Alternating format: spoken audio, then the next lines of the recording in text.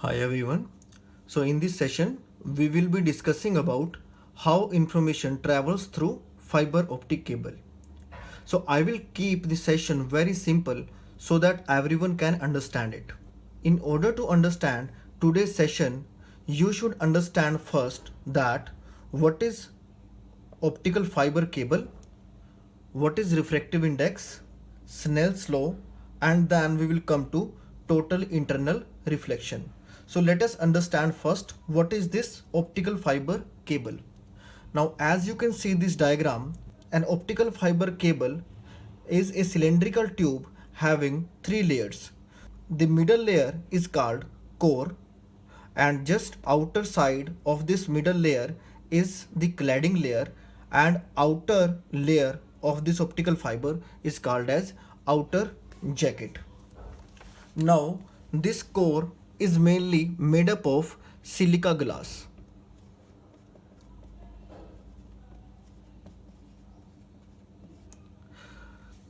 Material for this outer jacket is either polyethylene.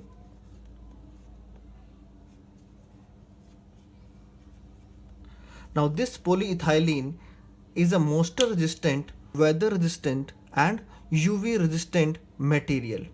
Okay, other material can also be used like polyvinyl chloride, polyvinyl difluoride and low smoke zero halogen. So many materials are there which can be used for this outer jacket.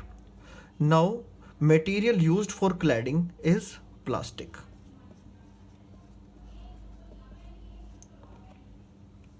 So one more fundamental is there, that cladding will have a refractive index which is less than core. Okay, so let us understand what is this refractive index.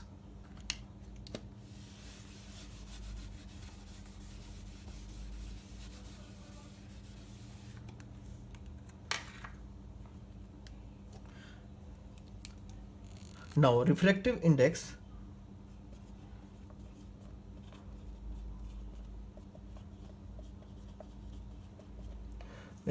index of any material is a dimensionless number.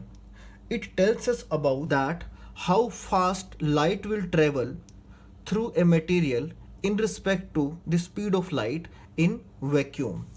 So we can calculate refractive index, let us say it is Ri, refractive index on any material by using this formula. Ri is equal to C upon V, where this C is speed of light in vacuum.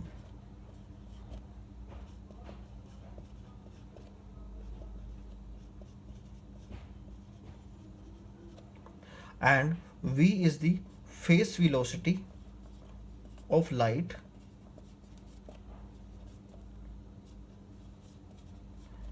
in medium. So this is called the refractive index of a material. So for example, refractive index of silica is between 1.4 to 1.55. So we can find out the speed of light in silica glass like this.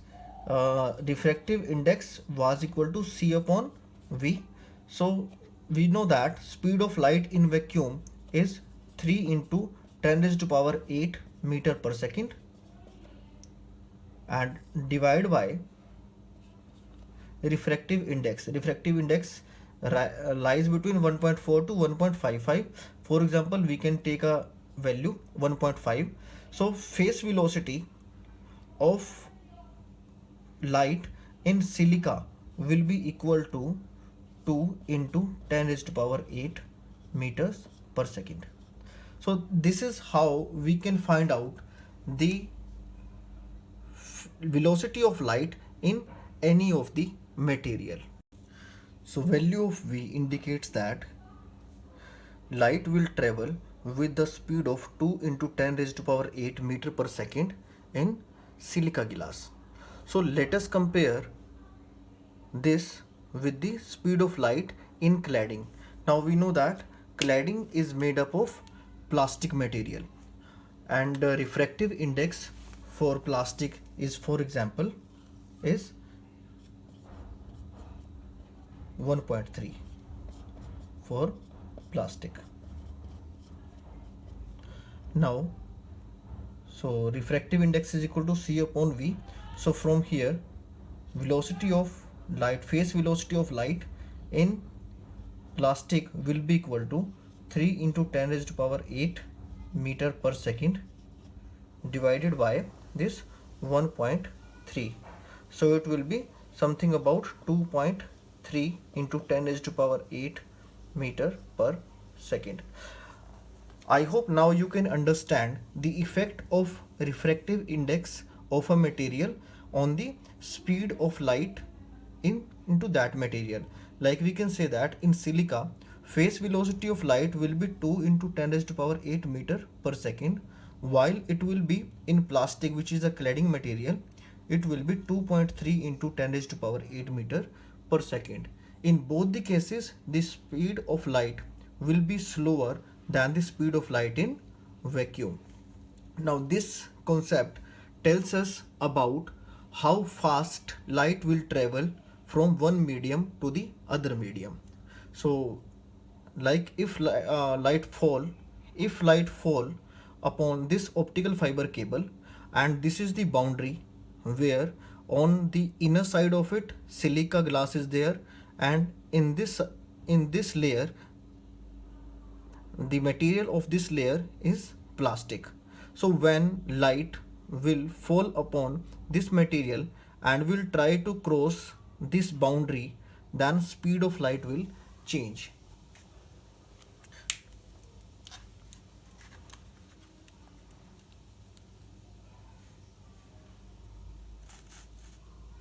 Now let us understand how total internal reflection works.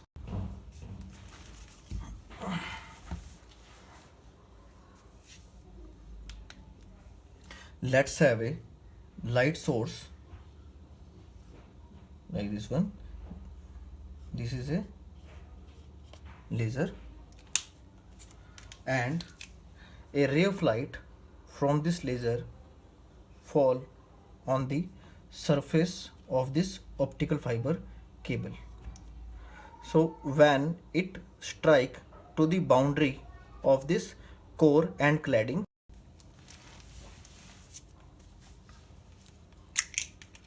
this is the boundary of this optical fiber cable. So when it strikes to the boundary of optical fiber cable, then there are three possibilities. One, this will cross this boundary and will enter to the cladding. So one is this one. Second possibility is this ray of light will not enter this cladding but will travel parallel to the core cladding boundary. And third possibility is this ray of light will reflect back in the core. Okay, so how it will be decided that whether this will enter to the cladding, or it will move parallel to core cladding boundary, or it will move back into the core.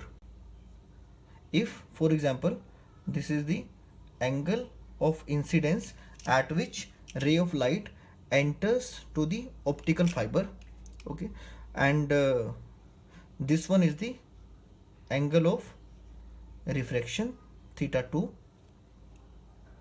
So total internal reflection is if a ray of light enters to the optical fiber and after striking through the core cladding boundary, it returns back into the core and keep on reflecting again and again like this, and reaches to the second end of optical fiber, then this phenomena is called as total internal reflection.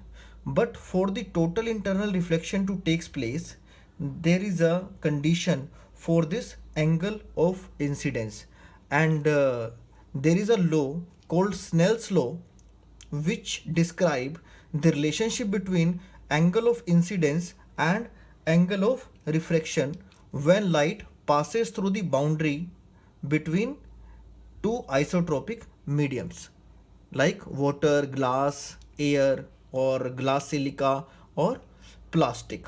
Now let us understand this Snell's law first. Now Snell's law says that if N1 is the refractive index of one medium and N2 is the refractive index of another medium, where N2 is less than N1, then N1 sine theta 1 is equal to N2 sine theta 2, and where theta 1 is the angle of incidence and theta 2 is the angle of refraction.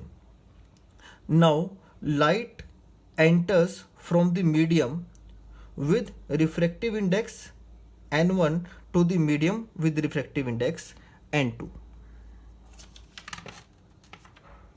So from here, sine theta 1 divided by sine theta 2, it is equal to N2 by N1, and from here sine theta 1, it is equal to N2 by N1 and sine theta 2.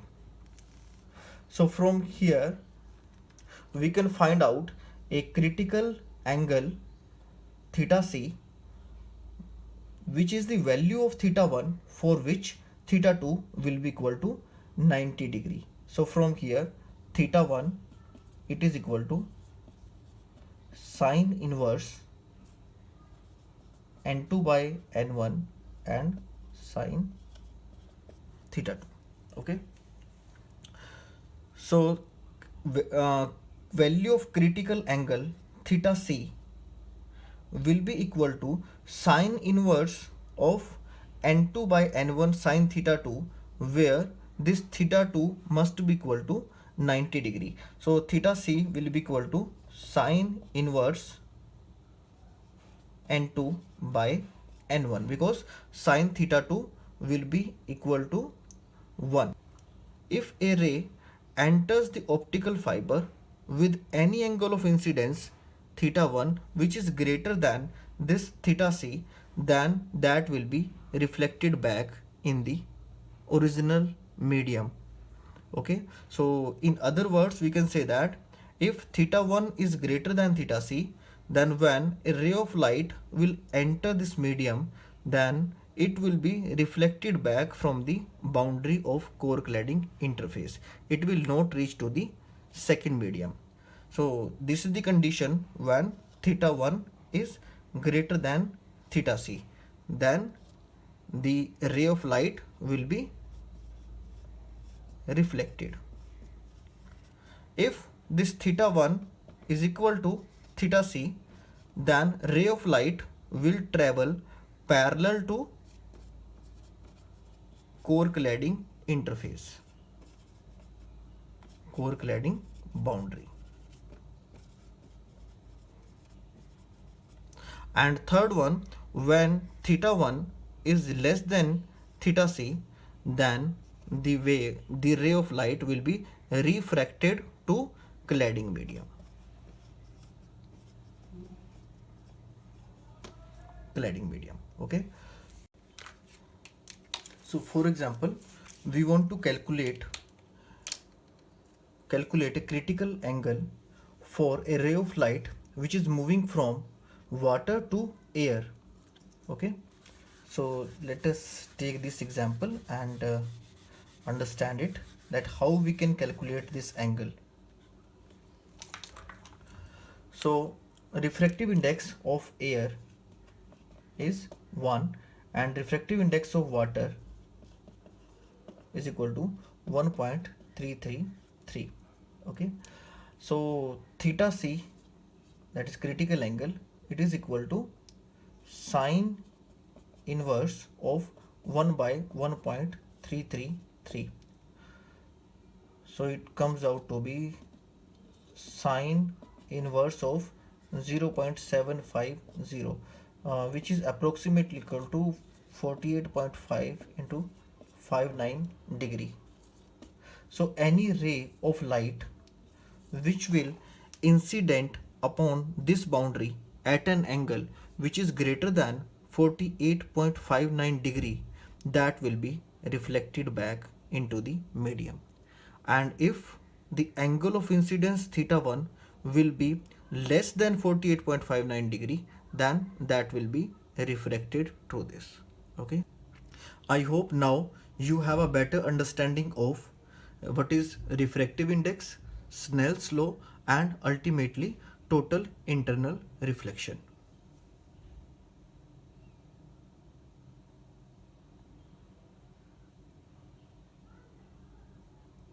If you have any queries related to total internal reflection, then you can comment me in the comment box.